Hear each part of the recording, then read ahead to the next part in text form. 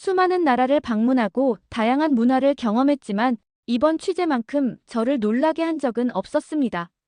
안녕하세요. 저는 마이클 브룩스입니다. 저는 지난 15년 동안 전 세계를 누비며 역사와 문명을 조명하는 다큐멘터리를 제작해온 다큐멘터리 감독입니다. 어릴 때부터 저는 세상에 숨겨진 이야기를 발견하고 이를 사람들에게 전하는 것에 깊은 매력을 느꼈습니다. 역사는 단순히 과거의 기록이 아니라 오늘날 우리가 살아가는 방식과 미래를 결정짓는 중요한 요소라고 생각합니다. 그런 신념을 바탕으로 저는 세계 곳곳을 여행하며 역사적 사건과 문화, 그리고 기술 발전이 사회에 미치는 영향을 연구해 왔습니다. 저는 CNN, BBC, 내셔널 지오그래픽과 같은 글로벌 미디어 회사에서 다큐멘터리를 제작해 왔습니다. 다양한 국가를 방문하며 정치, 경제, 전쟁, 문화, 그리고 과학 발전에 대한 다큐멘터리를 제작했으며 특히 역사와 현대 기술의 관계를 탐구하는 프로젝트에 주력해왔습니다. 그동안 다뤘던 주요 주제는 다음과 같습니다. 잉카, 마야, 고대 이집트 문명의 발전과 몰락을 조명한 다큐멘터리. AI와 디지털 혁신을 기반으로 떠오르는 국가들의 성장 이야기. 냉전이 끝난 후 각국의 경제적 변화와 신흥 강대국의 부상. 스마트 시티, AI, 자율주행 등 첨단 기술이 접목된 미래 도시 연구. 이러한 프로젝트를 진행하며 저는 많은 나라를 방문했고 각국의 문화와 혁신이 사회에 미치는 영향을 직접 목격했습니다. 처음에는 단순한 해외 취재였습니다. 아시아 취재 프로젝트가 기획되었을 때 저는 당연히 중국을 먼저 떠올렸습니다.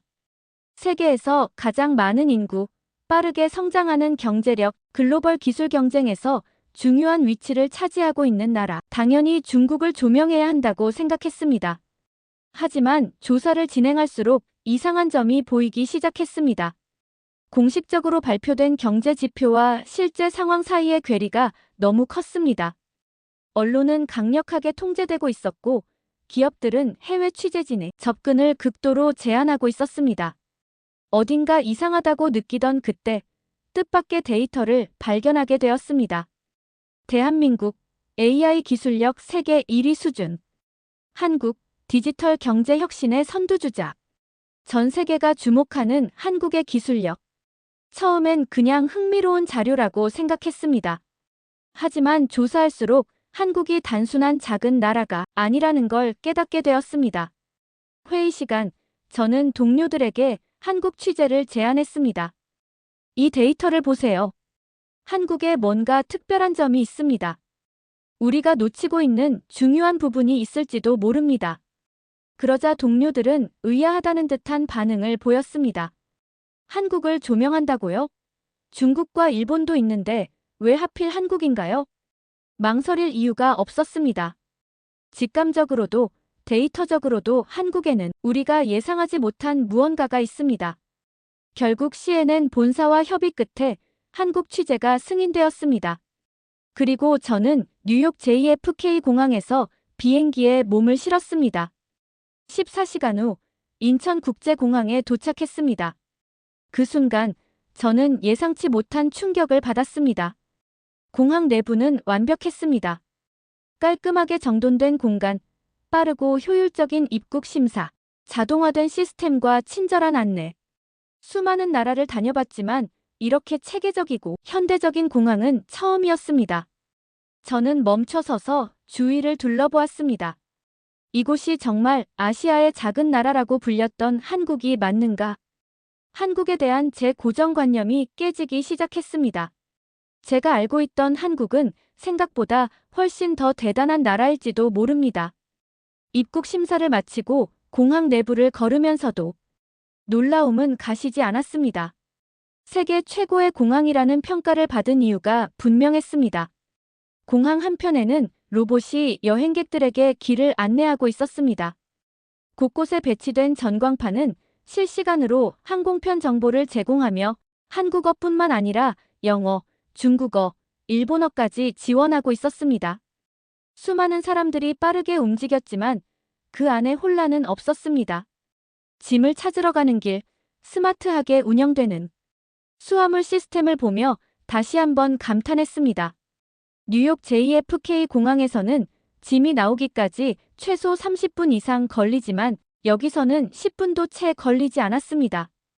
이 정도면 그냥 공항이 아니라 완벽한 하나의 도시 같은데. 그러던 중 내 뒤를 따라오던 한 외국인이 휴대폰을 잃어버린 듯 두리번거리고 있었습니다. 그는 당황한 표정으로 주변을 살피더니 공항 직원에게 다가가 도움을 요청했습니다. 제 휴대폰을 분실했는데 혹시 찾을 수 있을까요? 공항 직원은 태블릿을 꺼내더니 무언가를 조회했습니다. 어떤 기종이신가요? 아이폰 14 프로입니다. 아마 보안 검색대 근처에 두고 온 것 같아요. 직원은 곧바로 무전으로 상황을 전달했고 몇 분 후 해당 휴대폰이 분실물 센터에 있다는 답변이 돌아왔습니다. 그 외국인은 믿기지 않는다는 표정으로 웃으며 감사 인사를 건넸습니다. 공항에서 분실한 물건을 이렇게 빨리 찾을 수 있다고. 나는 그 모습을 보며 미국 공항에서의 경험을 떠올렸습니다. 뉴욕이나 LA 공항에서 뭔가를 잃어버리면 찾을 확률은 극히 낮습니다. 설령 찾더라도 며칠씩 걸리기 일쑤였죠. 하지만 여기서는 모든 것이 시스템적으로 운영되고 있었습니다. 단순한 공항이 아니라 철저하게 설계된 하나의 미래 도시 같았습니다. 나는 공항 밖으로 나와 한국의 첫 공기를 들이마셨습니다. 깔끔하게 정리된 도로, 조용히 운행하는 전기버스, 정류장에서 줄을 서서 기다리는 사람들, 이 모든 것이 내게 새로운 질문을 던졌습니다. 내가 알고 있던 한국은 과연 진짜 한국이었을까? 그리고 나는 확신했습니다. 이번 취재에서 우리는 예상치 못한 진실을 마주하게 될 거라고. 한국의 디지털 혁신과 경제 성장의 원동력을 이해하려면 먼저 그들의 역사를 알아야 한다고 생각했습니다. 그래서 첫 취재지로 국립중앙박물관을 찾았습니다. 아침 일찍 박물관에 도착하니 이미 많은 방문객이 전시를 관람하고 있었습니다. 가족 단위의 관람객, 학생들, 그리고 외국인 관광객까지 다양한 사람들이 한국의 역사를 배우고 있었습니다. 박물관을 둘러보던 중 제 눈길을 사로잡은 전시물이 있었습니다. 바로 한글 창제에 대한 기록이었습니다. 한국어에 대해 잘 알지는 못했지만 한글이 굉장히 독창적이고 과학적인 문자 체계라는 이야기는 들어본 적이 있었습니다. 그러나 실제로 그 창제 원리를 접하자 저는 충격을 받을 수밖에 없었습니다. 이 문자는 단순한 문자가 아니다. 한글은 세계에서 유일하게 창제 원리와 과정이 기록된 문자였습니다. 문맹률을 낮추기 위해 누구나 쉽게 배울 수 있도록 설계된 과학적 문자. 600년 전 세종대왕께서 백성을 위해 만든 혁신적인 발명품이었습니다. 그 순간 머릿속에 한 가지 의문이 떠올랐습니다. 만약 15세기 조선이 이미 현대적인 과학적 사고방식을 가지고 있었다면 그것이 지금의 한국에도 영향을 미치고 있는 것은 아닐까? 이 질문에 대한 답을 찾기 위해 저는 더 깊이 조사하기로 했습니다. 그렇게 다음 취재 장소로 여주에 위치한 세종대왕 역사문화관을 방문하게 되었습니다. 역사문화관에 들어서자마자 조선시대의 과학기술이 담긴 다양한 발명품들이 눈에 들어왔습니다. 강수량을 측정하는 치국이, 하늘의 별자리를 관측하는 혼천에, 그리고 태양의 위치를 이용해 시간을 측정하는 앙부일구까지. 이 모든 발명품들이 단순한 유물이 아니라 조선이 체계적인 과학적 사고를 바탕으로 국가를 운영했다는 증거였습니다. 설명을 듣던 중 가이드께서 흥미로운 사실을 이야기해 주셨습니다. 세종대왕께서는 과학뿐만 아니라 행정 운영에서도 혁신적인 방식을 도입하셨습니다. 중요한 정책을 결정할 때 신하들과 활발한 토론을 하셨고, 이를 바탕으로 가장 합리적인 선택을 하셨죠.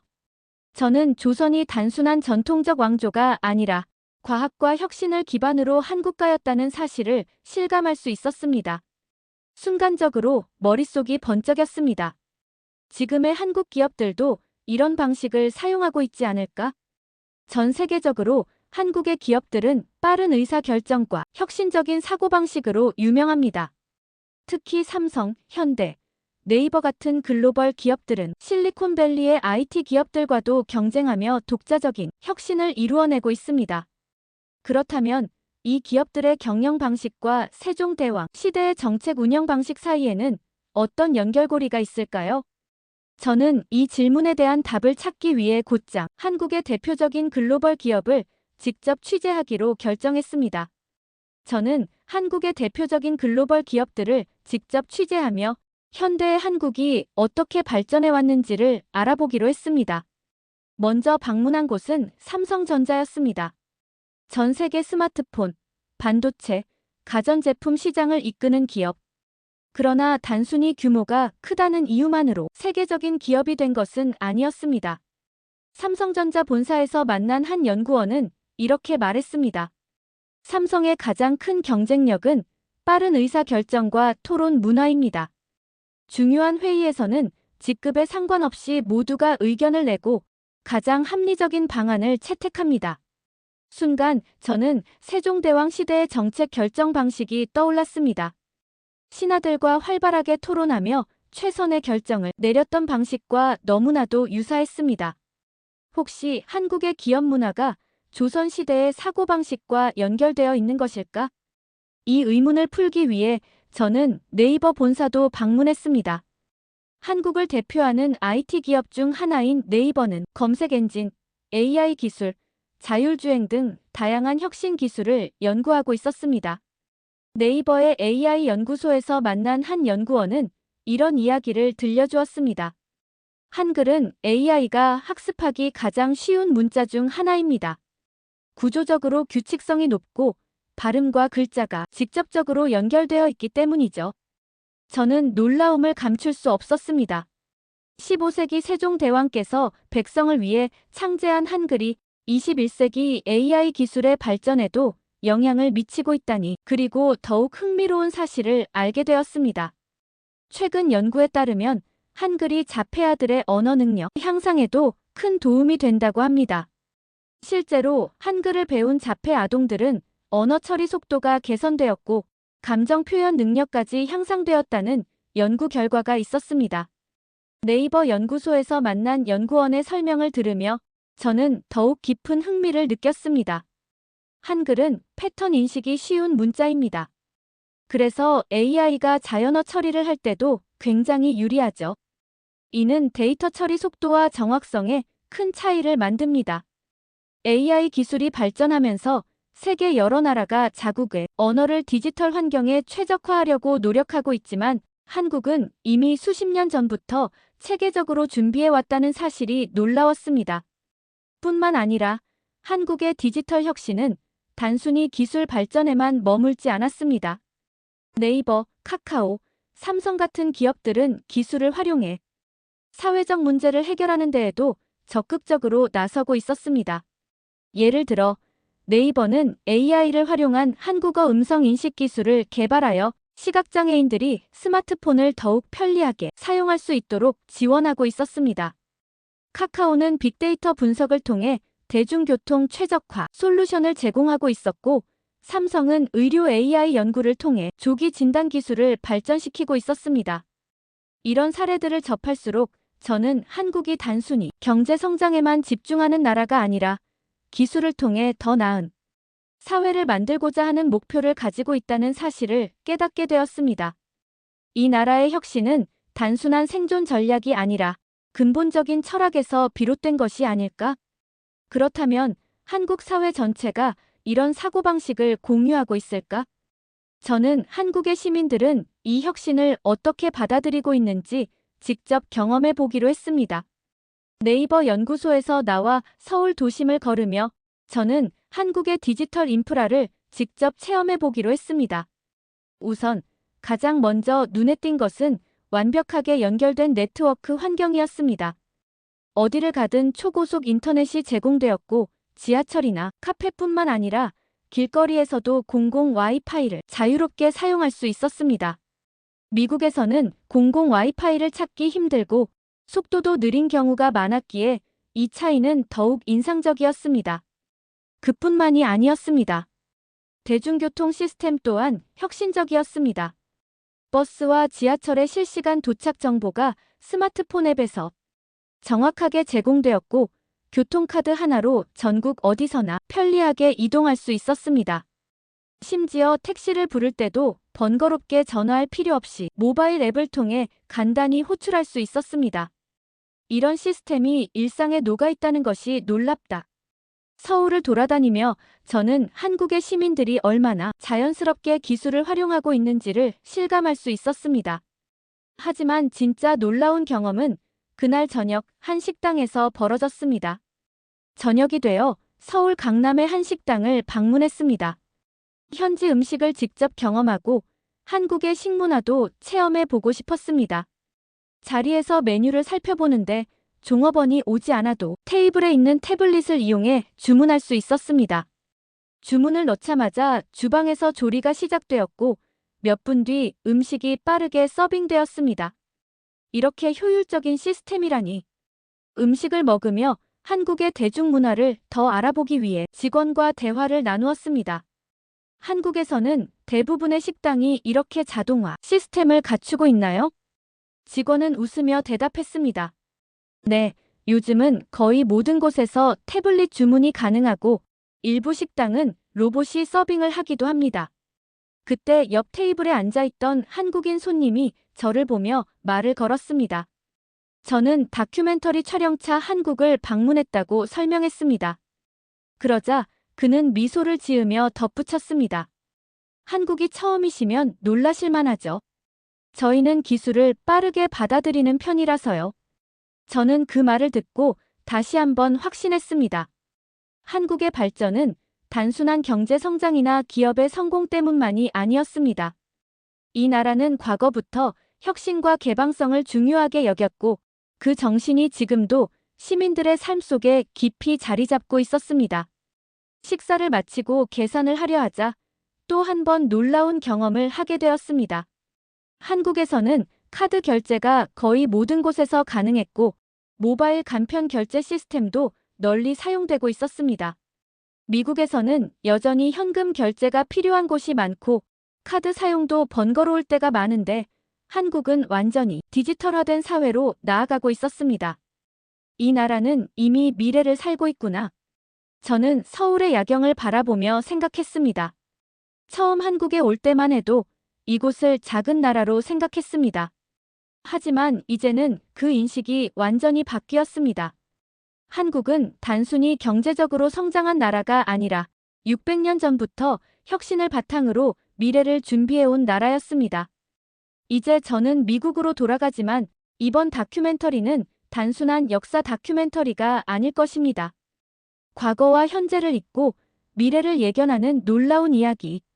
이제 저는 이 이야기를 전 세계에 알릴 것입니다.